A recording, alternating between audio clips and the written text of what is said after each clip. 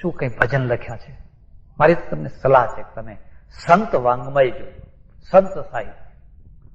સૌરાષ્ટ્રમાં આ ગંગા સતી છે ને એ વિધવા થઈ અને પછી એના છોકરાની વહુ વિધવા થઈ, એટલે સાસુ ને વહુ બંને વિધવા થયા. વહુનું નામ પાનબાઈ, સાસુનું નામ ગંગા. અને ગંગાએ પાનબાઈને ઉદ્દેશ કરીને જે ભજનો રચ્યા છે, એટલે શબ્દ શબ્દ પાનબાઈ લખે છે. મેરુ રે ડગે જેના મન ના ડગે રે પાનબાઈ, વહુનું નામ પાનબાઈ છે. કોઈ જગ્યાએ તમને ચોપડી મળે ગંગા સતીના ભજનો મળે તો તમે સાંભળજો, તમારે રોમે રોમે દીવા પ્રગટે એટલા ભજનો છે, અદભુત ભજનો છે.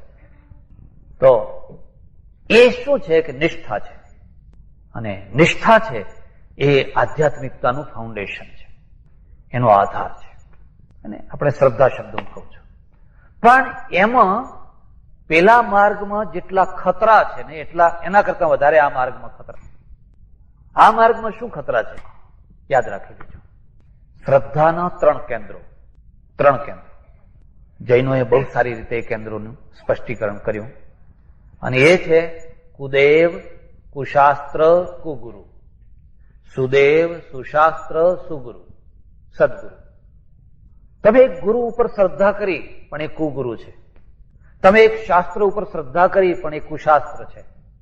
તમે એક દેવ ઉપર શ્રદ્ધા કરી પણ એ કુદેવ છે. એટલે શ્રદ્ધામાં વિવેકની જરૂર તો ખરી કે નહીં? નાવમાં બેઠા પણ જોયું નહીં લાકડાની છે પથ્થરની છે. તમારી નિષ્ઠા કાચી નથી પણ વિવેક કાચો છે. તમે પથ્થરની નાવમાં બેઠા છો, અને હવે પથ્થરની નાવમાં બેઠા છો તો એમાં દોષ કોનો છે? શ્રદ્ધાનો અર્થ અંધશ્રદ્ધા નહીં. આંખ મીચીને બેસી જવું એવું નહીં. અરે પેલા જુઓ તો ખરો પથ્થરો છે કે લાકડું છે. અને જો પથરાને અને લાકડાને બેયને તમે સરખું માની લો ને તો કદાચ શ્રદ્ધા તમારી દુશ્મન બને. એટલે તમારામાં એટલો વિવેક તો જાગ્રત હોવો જ જોઈએ કે તમે લાકડું અને પથ્થર આ બેયના ભેદને સમજી શકો. બરાબર? એટલે આ શ્રદ્ધા છે. હવે એ શ્રદ્ધામાંથી સાધના શું?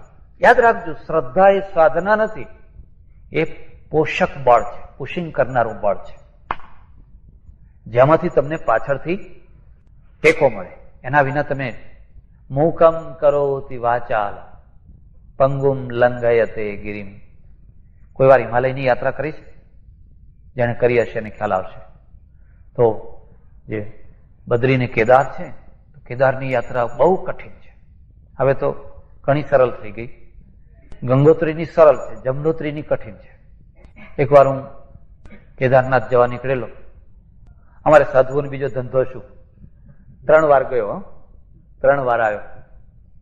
તે અડધે ગયો ઈશને પછી પૂછવા માંડ્યો કે હવે કેટલું છે. હજુ તો ભાગ માંડ આવ્યો ઈશ. તો 3 પહાડો બધા ચડવાના. તો સામેથી હું જોઉં તો એક પગ કપાઈ ગયેલો માણસ ઘોડી ઉપરથી ટચાક કરતો ઉતરતો આવે. હું તો જોતો જ રહી ગયો. મેં કહ્યું તમે ઠેઠ ઉપર જઈને આવ્યા? એ કર્ણાટકનો હતો. મને કે હા, अच्छी तरह दर्शन हुआ, भगवान का दर्शन हुआ, दर्शन करके आया. અને હું એને જોતો રહી ગયો. પંગુમ લંઘયતે ગિરિમ. આ માણસને એક પગ નથી, ઘોડીના આધારે આટલા મોટા પહાડો ચડ્યો છે. એનું કયું બળ છે, કયું જોર છે? પુશિંગ છે. એ જ માણસને આમાંથી બેઠેલા માણસો એમને જ તમે કહો કે અહીંથી 5 માઇલ ચાલતા આજ ઘેર જાઓ, ગાડી બગડી ગઈ છે, તો નહીં જવાય. એટલે શ્રદ્ધા એ સાધના નથી, પણ સાધના માટેનું બળ છે. એ ના હોય તો તમે આધ્યાત્મિક સાધના ના કરી શકો. એ ના હોય તો તમે કરી ના શકો આધ્યાત્મિક સાધના. પણ એ હોય તો તમારે સાધના શું કરવાની? બહુ સરળ વાત કરવાની છે. માનો કે તમારામાં શ્રદ્ધા છે, તો હવે તમારે સાધના શું કરવાની, કઈ સાધના કરવાની છે? તો એના 3 સ્ટેજ છે. 3: પ્રાર્થના, ઉપાસના ને ભક્તિ. આ 3 શબ્દો યાદ રાખજો. પ્રાર્થના, ઉપાસના અને ભક્તિ. પ્રાર્થના એટલે શું? અર્થના, પ્રકૃષ્ટ અર્થના પ્રાર્થના. દુનિયા પાસે માગવાથી જે વસ્તુ મળતી હોય એને અર્થના કહેવાય. અને જે વસ્તુ દુનિયામાંથી ના મળતી હોય એવી વસ્તુ જયારે તમે ભગવાન પાસે માગો ત્યારે એનું નામ કહેવાય પ્રાર્થના. અર્થ, મને $5 આપજો, બરાબર આપે. કોઈ સારો માણસ હોય તો કે લો લઈ જાઓ $5. એ અર્થના કહેવાય. અને પ્રકૃષ્ટ અર્થના પ્રાર્થના. અને પ્રકૃષ્ટ અર્થના એટલે શું? ધ્યાન દેજો. તો પહેલા જરા બીજી વાત કરીશ. આ પ્રાર્થનાનું મૂળ ક્યાં છે? આ પ્રાર્થનાનું મૂળ છે તમારી પોતાની અલ્પતાના સ્વીકાર. તમને એમ લાગે છે કે તમે અલ્પ શક્તિ વાળા છો, એવું તમને લાગે છે? આપણે તો આજે દેશમાં તો ઘણા એવા માણસો હોય છે કે હું ભગવાન જ છું, એમ કે હું પોતે જ ભગવાન છું. આવા કહેનારા ઘણા માણસો છે, મારા ઓળખીતા છે ઘણા. તો પાછા હું પોતે જ ભગવાન, બીજો વળી કયો ભગવાન? તો તમે સર્વશક્તિમાન હશો કે હા? આ તો માત્ર વાચાડતા છે, એમાં કોઈ વાસ્તવિકતા. એક જગ્યાએ ઘણા વર્ષો પહેલા હું રહું, બાજુના ગામમાં એક સંપ્રદાય ચાલે ને, એ સંપ્રદાયના ગુરુ, અને એ ગુરુ પોતે જ ભગવાન થયેલા. અને દેશમાં કઈ સંપ્રદાયો છે, કઈ ભગવાનો છે, કઈ ગુરુઓ છે, બધા એમના પગ ધોઈને પીવે, આરતી ઉતારે. પછી એક દિવસે મારી સાથે શાસ્ત્રાર્થ કરવા આવ્યા. 20-25 માણસો લઈ, અને હું નાના સરખા ગામમાં રહું ત્યાં આવ્યા. અને કે મહારાજ, આજ તમારા સાથે અમારે શાસ્ત્રાર્થ કરવાનો છે. એમના ગુરુને લઈને આવ્યા. બધા બેઠા અમે તો બધા. પછી એ કે હું પોતે જ ભગવાન, હું પોતે જ, મારાથી કોઈ ભગવાન જુદો છે જ નહીં. ઘણી વાતો કહી. મેં કોઈ એક પાંદડું બનાવી આપો, કે આ બધા પાંદડા મેં જ બનાવ્યા છે, મારે શું કામ પાંદડું બનાવવું પડે? આ બધા પાંદડા મારા જ બનાવેલા છે. મેં કહ્યું મેં તો, મારાથી તો એક પાંદડું બનતું નથી. એ તમારું અજ્ઞાન છે. એમ કે તમને સદગુરુ નથી મળ્યા એટલે તમારું આ અજ્ઞાન છે. આખું ગામ ભેગું થઈ ગયેલું, શું થાય છે, શું થાય છે. પછી શું થાય, ઘણી વાર જેની સાથે તેવા થવું પડે. પછી મેં કહ્યું તમે સર્વશક્તિમાન છો કે હા? મેં કહ્યું જો હું અલ્પ શક્તિમાન છું. ને એ ખૂબ હૃષ્ટપુષ્ટ શરીર વાળા હતા, હું તો દુબળો પાતળો હતો, ત્યારે વધારે દુબળો હતો. એટલે મેં કહ્યું જો તમે સર્વશક્તિમાન છો અને હું તો અલ્પ શક્તિમાન જીવ છું માત્ર, એમ કરીને મેં એમનો હાથ પકડ્યો. અને એ વખતે ખબર નહીં મારામાં હનુમાનજી ક્યાંથી આવી ગયા, આમની ફાટ દઈને મચેડ્યો. એટલે આમ વાંકા થઈ ગયા. હવે છોડાવો હાથ, ચાલો સર્વશક્તિમાન હોય તો હાથ છોડાવો. કારણ કે લોકોને તો આ જ તર્ક જોઈએ છે ને. બીજા બધા બૌદ્ધિક તર્ક કરતા આ તર્કની અસર મોટી થવાની. આમ મચેડી દીધો. અને એમને ઘણી માથાકૂટ કરી, ઘણું કર્યું, પણ મારામાં કઈ જોર નતું, પણ કઈક ભગવાને મૂકી દીધું. ને લગભગ 3-4 મિનિટ સુધી બરાબર દબાઈ રાખ્યા. પછી એમ તેમ થઈ ગયા. પછી મેં કહ્યું બોલો હવે સર્વશક્તિમાન હોય તો હાથ છોડાવો. લોકો કઈ તાળીઓ પાડે, કઈ તાળીઓ પાડે, ખુશ થઈ ગયા. મેં કહ્યું આ ખરો શાસ્ત્રાર્થ, પેલા શાસ્ત્રાર્થ આ ખરો શાસ્ત્રાર્થ. મને કે આવું અજ્ઞાની માફક કરો છો. મેં કહ્યું ભાઈ શું કરીએ? એટલે પ્રાર્થનાનું મૂળ ક્યાં છે? પહેલી શરત છે તમને તમારી અલ્પતાનું સતત ભાન થવું જોઈએ. અને અલ્પતાનું ભાન છે ને કદી તમને નુકસાન નહીં કરે. અલ્પતાની વિસ્મૃતિ છે એ જ મોટી ઉપાધિ છે. એટલા માટે તમે સંતોના બધા ભજનો જોજો, એમાં રડી રડીને પોતાની અલ્પતાનો સ્વીકાર કરે છે. તુલસીદાસ, સુરદાસ, નરસિંહ, અને શું લખ્યું સંતોએ! ઓહો હો. અમે બધા સંન્યાસીઓ છે ને, અમારા નામ લખીએ ને એટલે 108 લખીએ. 108 સ્વામી, કેટલાક વળી 1008 લખે, કેટલાક 1108 લખે. શ્રી શ્રી પરમહંસ પરિવ્રાજકાચાર્ય શ્રોત્રિય બ્રહ્મનિષ્ઠ ફલાણા ફલાણા સદગુરુ. તમે કોઈ મને લખો તો હજુ ઠીક છે, પણ હું મારી જાતે લેટર પેડ ઉપર લખું. કદાચ તમારી શ્રદ્ધા હોય ને તમે મને લખો તો એ તો તમારી વાત છે, પણ મેં લેટર પેડ જ એવું છપાયું. આથી વધારે કોઈ શરમજનક વાત કહેવાય? તમે સંતોને જોજો. કબીર છે ને એ પોતાની જાત માટે કબીરા લખે છે કે કહત કબીરા એમ લખે છે. શ્રી શ્રી 1008 કબીર ફલાણા કહત કબીરા સુન ભાઈ સાધ. નાનકદેવ શું લખે છે? નાનકા, એકનાથ એકા, તુકારામ તુકામણે. તુકારામ કોઈ જગ્યાએ નથી લખ્યું, તુકામણે, તુકા લખે બધા સંતો. અને નરસિંહ મહેતાએ ભણે નરસૈયો, નરસિંહદાસ નહીં, ભણે નરસૈયો તેનું દર્શન કરતા કુળ પેઢી કોતેર. એક જગ્યાએ તો એવું લખ્યું છે, રંક નરસૈયો, પોતાની જાતને રંક શબ્દ વાપર્યો છે. કેટલી દીનતા હશે ત્યારે, કેટલી આધીનતા હશે ત્યારે આ શબ્દો. એક જગ્યાએથી એથી પાછો આગળ વધી ગયો. કંઈક એ રસને કંઈક સુખદેવ જાણે, કંઈક જાણે ફલાણા, અને કંઈક જાણે પેલો ભોગી નરસૈયો, પોતાની જાત માટે. કંઈક જાણે પેલો ભોગી નરસૈયો. યોગી ના લખ્યું. અને અમારામાં તો ઘણા છે ને, 2-4 આસન આવડતા હોય તો યોગીરાજ, હિમાલયના યોગીરાજ.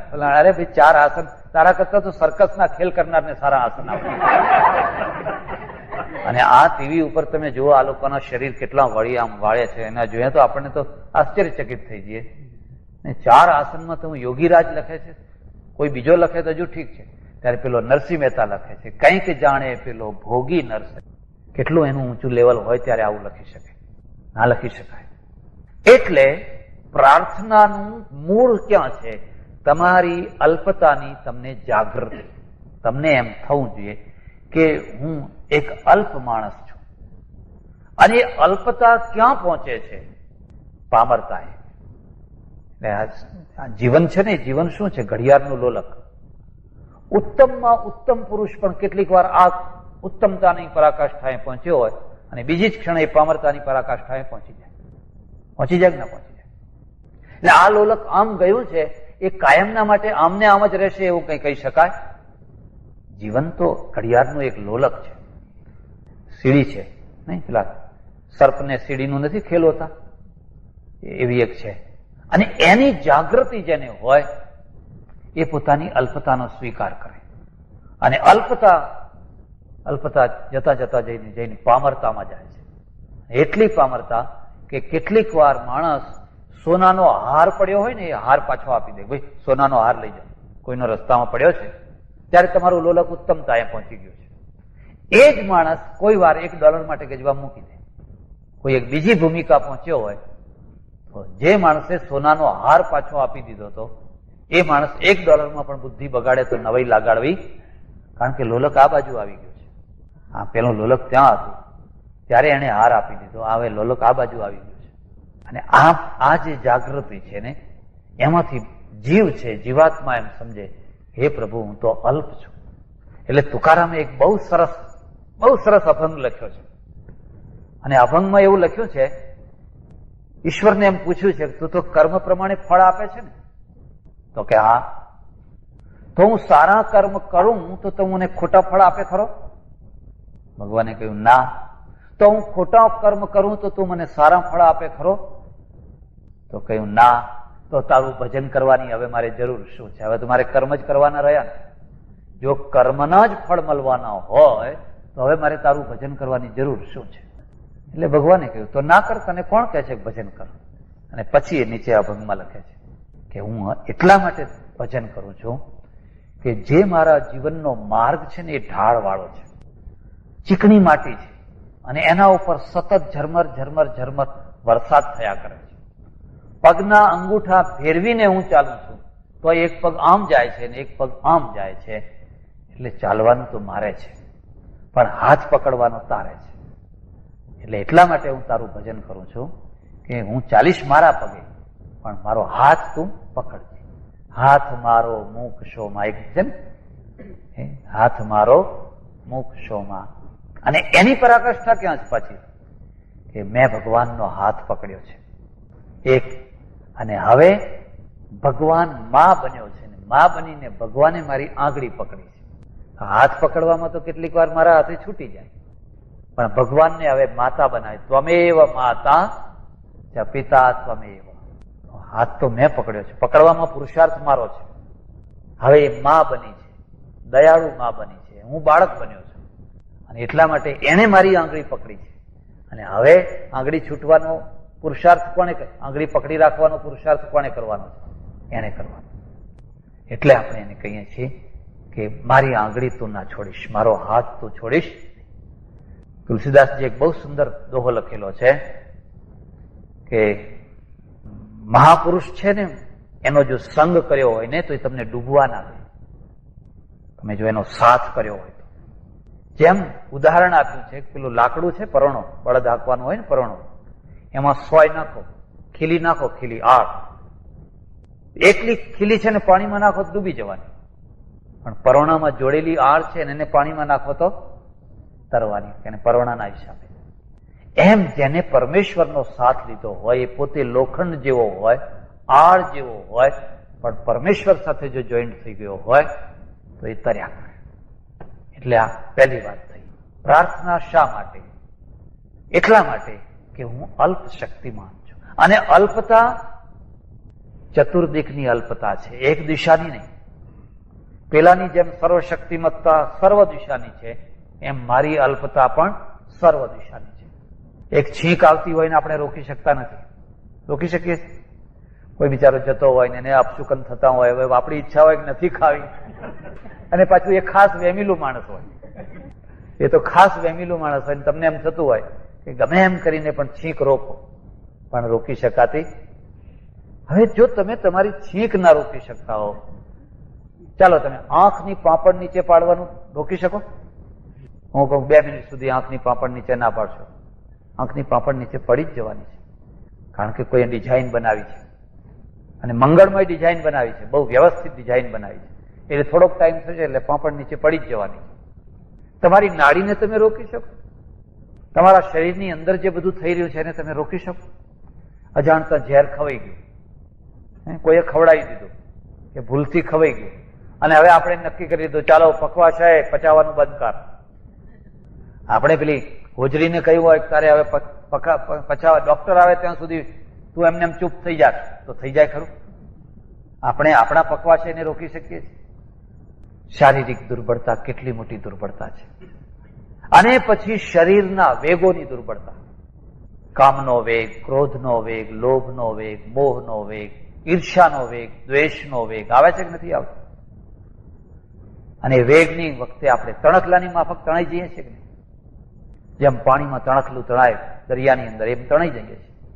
અને ભલે તણાઈ જવાય એની કોઈ ચિંતા નહીં, પણ તમે એને સ્વીકાર કરો, તમે એની જાગૃતિ કરો, અને પછી તમે ભગવાનને કહેશો કે હે પ્રભુ, આ તણાતી વખતે તું મને બચાવજે, હું દુર્બળ માણસ છું. પછી હું લોકોને કયા મોઢે એમ કહી શકું કે હું શક્તિમાન છું, આવો હું તમારો ઉદ્ધાર કરીશ, હું તમારું કલ્યાણ કરીશ. અરે કલ્યાણ તો ભગવાન કરે સૌ, આપણે કલ્યાણ કરનારા કોણ? કાં તો આપણે દંભ કરીએ છીએ, નહીં તો તમે. એટલા માટે સંતોએ રામકૃષ્ણ પરમહંસ છે ને, એને કોઈ ગુરુ કહે તો મણની ગાળ દેતા, તમે ગુરુ છો એમ કે ખબરદાર જો કોજાડો ગુરુ કહે તો મણની ગાળ દે. એટલે આ આપણી દુર્બળતા છે. આપણને નોકરી જોઈએ છે પણ મળતી નથી, જ્યાં નથી કરવી ત્યાં કરવી પડે છે. બીજી બધી વાત જવા દો, તમારા ઘરમાં જ તમારું ચાલતું નથી. મારે કોઈના હાથ ઊંચા નથી કરાવવા, પણ તમારા ઘરમાં જ તમારું ચાલતું નથી. અને દેશમાં તો ઘણું ચાલતું, પણ અહીંયા તો આવડું છોકરા આગળ તમારું ચાલતું નથી. આવડું છોકરું છે ને એ હમણાં પોલીસને ફોન કરે, મારા પપ્પા મને મારે છે, તરત જ પોલીસ પહોંચી. તમે એને એમ ના કહી શકો છોકરું તારું મારું. આપણા દેશમાં તો એમ કહીએ મારું છોકરું છે, મારી પત્ની છે, હું મારી નાખીશ, કાપી નાખીશ, તો વચ્ચે બોલનાર કોણ? એટલે લોકો કહે હા તમારી પત્ની છે, મારો જોડો. આપણી સંસ્કૃતિ છે.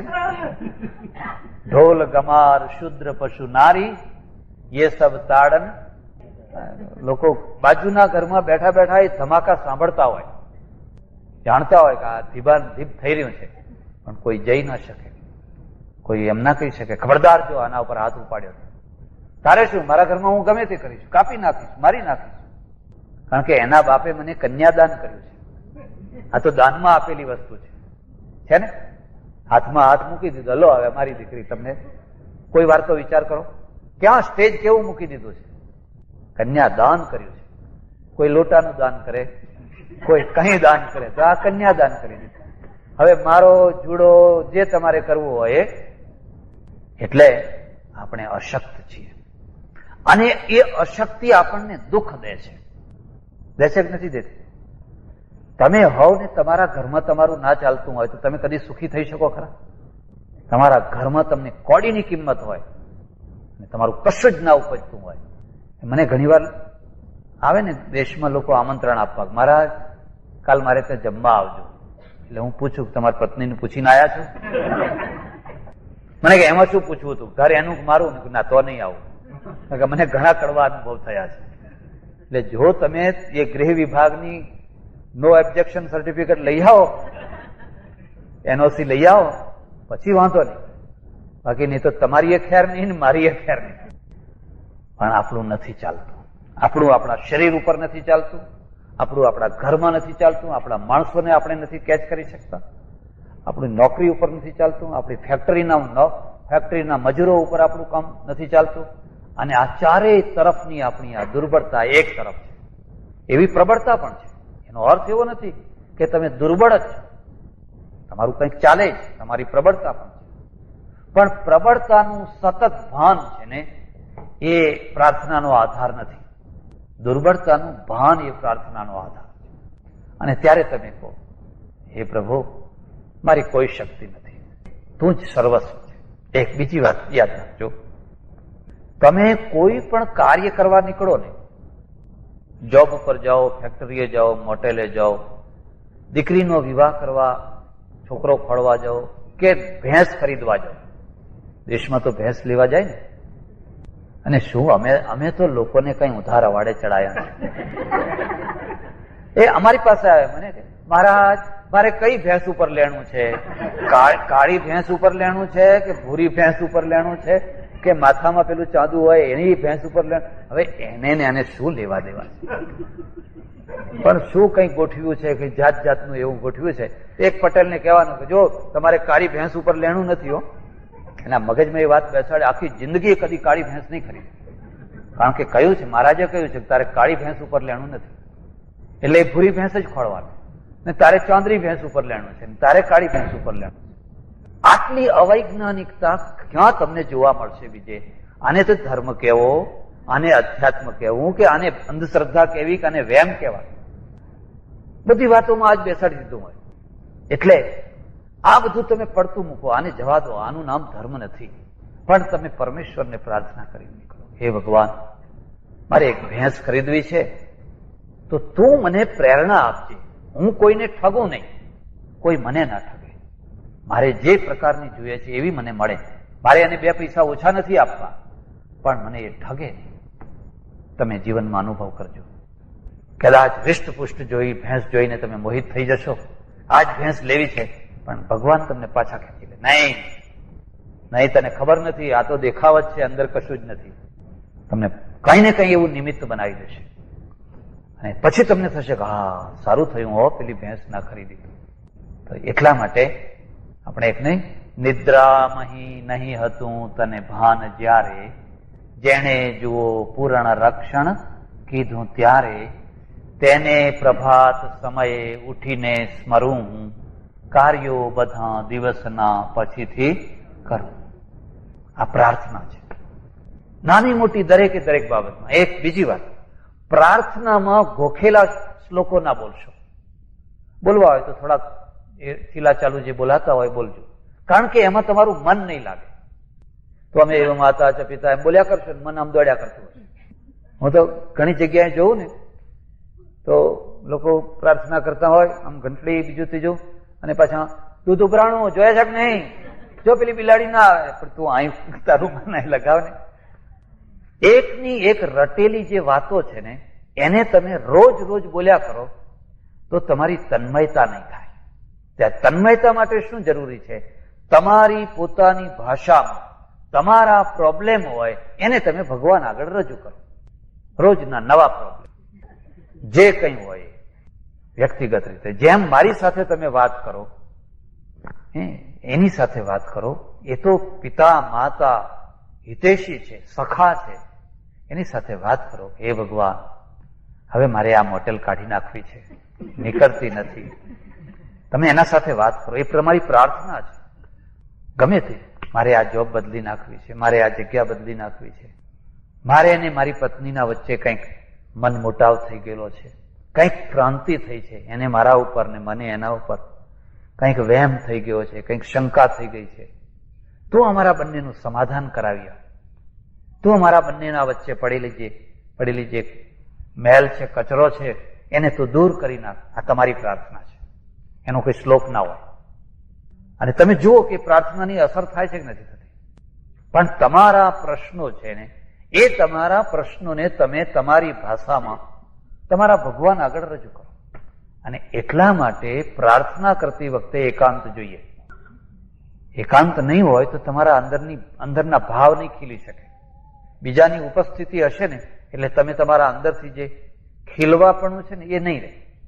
પણ તમારા જે પ્રશ્નો છે, જે પ્રકારના હોય, તમને કોઈ રોગની તકલીફ હોય, બુદ્ધિની તકલીફ હોય, શરીરની તકલીફ હોય, કુટુંબની તકલીફ હોય, પણ તમારા જે પ્રશ્નો છે એટલે આ પ્રાર્થનામાં તમે જોજો તમારું મન આપોઆપ લાગવાનું. પેલા શ્લોકોમાં નહીં લાગે. શ્લોકો ઠીક 10-15 મિનિટ જે બોલતા હોય બોલો આપણે સંસ્કાર માટે, પણ પછી તમારા પોતાની પ્રાર્થના તમારે કરવાની. અને એ પ્રાર્થનામાં આટલી વાત ધ્યાન રાખવાની, એમાં કોઈના અહિતની પ્રાર્થના નહીં કરવાની. હે ભગવાન, જો તું સાચો હોય,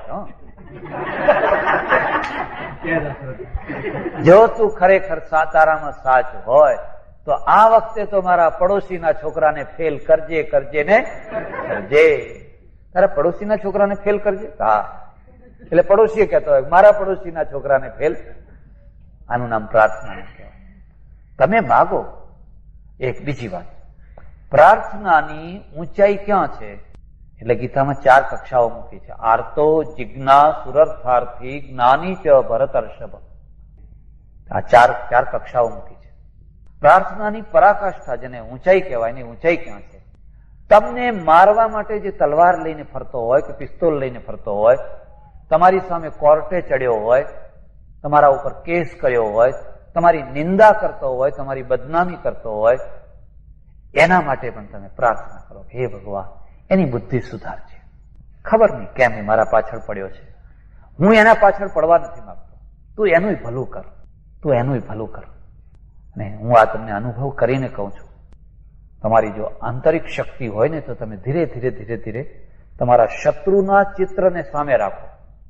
જેમ ભગવાનના ચિત્રને રાખો ને એમ શત્રુના ચિત્રને, અને પછી એના ઉપર મોજા મોકલો, એના ઉપર આમ વેવ મોજા મોકલો. શા માટે ઈર્ષા કરે છે, શા માટે દ્વેષ કરે છે? સંપીને રહે, સુખી થઈને રહે, શાંતિથી રહે, હું તારું ભલું ઈચ્છું છું. તમે જોજો તમારા મોજા એને પહોંચે છે કે નથી પહોંચે. 2 દિવસે, 4 દિવસે, 6 દિવસે, મહિને, 6 મહિને એનું મગજ બદલાઈ જશે. આપોઆપ એનું મગજ બદલાઈ જશે. કારણ કે તમારામાંથી એક તરંગ નીકળે છે, અને એકાગ્ર થઈને જયારે તમે તરંગ મોકલો છો ત્યારે નિશ્ચિત લક્ષ્ય ઉપર પડે છે. કોઈ હેડકી ખાતું હોય ત્યારે આપણે નથી કહેતા કોઈ યાદ કરે છે, હા કે હા દેશમાં કોઈ યાદ કરતું હશે. પણ એમાં એક તથ્ય છે કે તમે જયારે તન્મય થઈને કોઈને યાદ કરો છો ને ત્યારે તમારા મોજા એના ઉપર પહોંચે જ છે. એ પણ તમને યાદ કરે છે કે ઘણા દિવસ થઈ ગયા હજુ કાગળ નથી આવ્યો. હું તે જ દિવસે કાગળ આવે, હા જો હું નતો કહેતો કાગળ આવ્યો કે ના આવ્યો. બાહ્ય જે જગત છે ને, જે દ્રશ્ય જગત છે, એના કરતા અદૃશ્ય જગત ઘણું મોટું છે, ઘણું વિશાળ છે. અને ઘણા મોટા, ઘણા વિશાળ જગતને આ વૈજ્ઞાનિકો શોધવા મળ્યા છે કે પહેલા કોઈને ખબર હતી કે એક્સ રે નામનું કોઈ તત્વ છે, ગામા રે નામનું કોઈ તત્વ છે, એવી કોઈને ખબર હતી? હતા ખરા, પણ કોઈને ખબર? ઓઝોન વાયુ છે, કોને ખબર હતી? ખબર હતી? ગુરુત્વાકર્ષણ છે, કોને ખબર હતી? આ ગુરુત્વાકર્ષણ નામનું કોઈ તત્વ છે. એ તો પેલું ફળ નીચે પડ્યું ને, પણ નીચે ના પડે શું ઉપર જાય? પણ પછી ખબર પડી કે ના પડી? આજે તો તમે જોજો કે આ વૈજ્ઞાનિકોએ કેટલી સૂક્ષ્મ વસ્તુઓ ખોળી કાઢી છે. આખું અમેરિકા આજે તો અદૃશ્ય જગત ઉપર ચાલી રહ્યું છે કે નહીં? તમે ગાડી લઈને આવો, ત્યાંથી આમ કરો એટલે પેલું શટર ઊંચું થઈ જાય. મેં કોને ઉઘાડ્યું કે ના, કોઈ નહીં.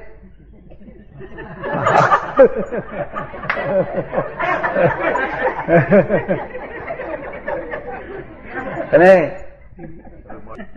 આપણા દેશમાં તમે જો તો આટલો મોટો હેલ્ડ્રાફ હોય ને, આવડું મોટું તાળું હોય ને, આમ ચાવી મારો ને, આમ ઉપર વચેડો ને, નીચે મચેડો ને, આમ કરો ને, પછી અંદર પાછી ગામડામાં તો ભૂંગોળ હોય ને, કઈ હોય આ તો પાણીથી જ આમ કરે એટલે આમ થઈ જાય બધું. આ અદૃશ્ય જગત છે. અદૃશ્ય જગત ખોળી તો આનો ઉપયોગ થઈ શકે કે ના થઈ શકે? એમ ત્યાંથી તમારા એક આટલા નાના સરખા કોઈ વસ્તુમાંથી તમે એક કિરણો મોકલીને તમારું બારણું ઉઘાડી શકતા હોવ તો તમારા અંદર પણ કંઈક કિરણો છે, અને એ કિરણો તમે જાણતા અજાણતા પણ મોકલો છો.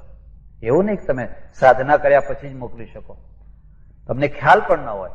અને એવી જ રીતે તમારા પાસે એક એન્ટીના છે, એના ઉપર પાછા એવા કિરણો આવીને પડતા હોય. એટલે પ્રાર્થના છે ને, એ પ્રાર્થનામાં આ પહેલામાં પહેલી આધ્યાત્મિકતા છે. એટલે માણસોના મન કેમ બદલાઈ જાય છે, દુશ્મનો પણ મિત્ર કેમ થઈ જાય છે. સહજાનંદ સ્વામી પાસે છે ને, તો લાડુદાન ગઢવી ગયેલા, ટાઈમ થઈ જાય એટલે કહેજો પાછા, હું તમારે બધાને જવાનું હોય. લાડુદાન ગઢવી ગયેલા, પીળું ઉપાડીને ગયેલા ભાવનગરના દરબાર પાસેથી. અયોધ્યાના બાવા આયા છે સરોવરિય, બરાબર બધાના વચ્ચે હું રેવડી દાણા દાણ કરી નાખું, આવી ઈચ્છા લઈ અને સભા વચ્ચે સહજાનંદ સ્વામીને હલકા પાડવા માટે આ માણસ ગયેલો. અને 1.5 કિલો તો સોનું પહેરતો હોય. ઘોડી ઉપરથી ઉતર્યો, ચાલીને ગયો, એટલે મહારાજે બેસાડ્યા, એમને બેસાડ્યા. પ્રસંગ ચાલતો હતો, બેઠા. હમણાં કંઈક મોકો પડે એટલે પછી ફટકો મારવો એમ. પણ પછી તો આખું જીવન જ ચેન્જ થઈ ગયું. ઉભા થઈ અને સોનું ઉતારીને ઢગલો કરી દીધો. કહી દીધું, મને અત્યારે ને અત્યારે દીક્ષા આપ, અત્યારે ને અત્યારે મારે સાધુ થવું છે. પણ કશા વિના બદલાઈ કેમ ગયો? ના, કશા વિના નથી બદલાયો, કંઈક થયું છે. પણ જે થયું છે એ દ્રશ્ય નથી થયું, અદૃશ્ય થયું છે. જે થયું એ દ્રશ્ય નથી થયું, અદૃશ્ય થયું છે. અને અદૃશ્ય થયું છે તો ગુરુસ્તુ મૌનમ વ્યાખ્યાનમ શિષ્યાસ્તુ છિન્ન સંશયા. એક તરફ મૌન છે ને એક તરફ સંશય છિન્ન થઈ જાય છે. એટલે તમારા અંદર એક બહુ મોટી શક્તિ છે, અને એ શક્તિ પ્રાર્થનાના દ્વારા જગાડવામાં આવે. આ પહેલી વાત થઈ. એના પછી 2 શક્તિઓ, 2 એના સ્ટેજ રહ્યા, ઉપાસના અને ભક્તિ. એની ચર્ચા નહીં કરી શકાય, પણ થોડીક વાતો હું તમને કહીશ. 9 વાગે તો એની થોડીક ચર્ચા કરીશ, વધારે નહીં કરું. ઉપાસના શું છે, તો પ્રાર્થના અને ઉપાસનામાં ફરક શું છે, અને ઉપાસના અને ભક્તિ. તો ઉપાસનામાંથી ભક્તિનું પ્રાકટ્ય થાય. ત્યારે પ્રાર્થના છે ને, એ હઠપૂર્વક પ્રયત્નપૂર્વક કરવાની ક્રિયા છે. મન લગાવીને બેસવાનું, મન ના લાગે તોય બેસવાનું. ત્યારે ઉપાસના શું છે કે એમાં એક વિધિ છે, એક વિધાન છે, એક નિયમ છે, એક મંત્ર છે, એક જપ છે, એ બધું છે. તમે તમારા ઈષ્ટદેવ પાસે બેસીને તમારી જે પદ્ધતિ હોય એ પદ્ધતિથી ઉપાસના કરો છો. મારે 108 માળા કરવાની, 11 માળા કરવાની, ફલાણું કરવાનું, આટલો ગીતાનો પાઠ કરવાનો, દુર્ગા સપ્તશતીનો પાઠ કરવાનો, કે ફલાણાનો પાઠ કરવાનો. આ નિયમબદ્ધ જે તમે કરો છો, એ નિયમ સાથે ત્યારે તમે અટૂટ રીતે જોડાઈ જતા હો છો, ત્યારે ઉપાસના છે. અને વચ્ચે હું તમને કહું છું કે પ્રાર્થના તમારી પોતાની કરજો. મન નહીં લાગવાનો પ્રશ્ન જ નહીં રહે. મન ક્યારે નહીં લાગે? તમારી પોતાની પ્રાર્થના નહીં હોય ત્યારે. ઉપાસના છે એમાં વિધિ હોય છે, વિધાન હોય છે, અને એમાં તમારું મન ના લાગે તોય કરજો. એથી નિરાશ ન થશો. મન નથી લાગતું, ભલે ના લાગતું હોય, પણ તમે મંત્ર જાપ કરતા હોય તો કરવા ના જ, રામ રામ રામ રામ કે જે હોય. અને એ ઉપાસના વગર મન લાગે પણ જયારે લાંબા ટાઈમ સુધી તમે કર કર્યા કરો, તો ઉપાસનામાંથી ભક્તિનું પ્રાકટ્ય થાય. ભક્તિને આપણે કૃતિ નથી માનતા. ભક્તિ છે ને એ સ્ફૂર્તિ છે. શબ્દ ઉપર ધ્યાન દેજો. સ્ફૂર્તિ છે. સ્ફૂર્તિ છે એ કૃતિ નથી. પછી તમારાથી આપોઆપ એ થયા જ કરે. કરવું ના પડે, પણ એ આપોઆપ થયા કરે. દાખલો આપો તમને. માનો કે તમારું બાળક છે, એના ઉપર તમને બહુ વહાલ છે, એને યાદ કરવું પડે છે. યાદ કરવા માટે કોઈ નાક પકડવું પડે, કોઈ યોગ કરવો પડે છે. કારણ કે યાદ કરવું ને એ તમારી સ્ફૂર્તિ છે. એ તમને સહજ રીતે આપોઆપ યાદ રહેશે.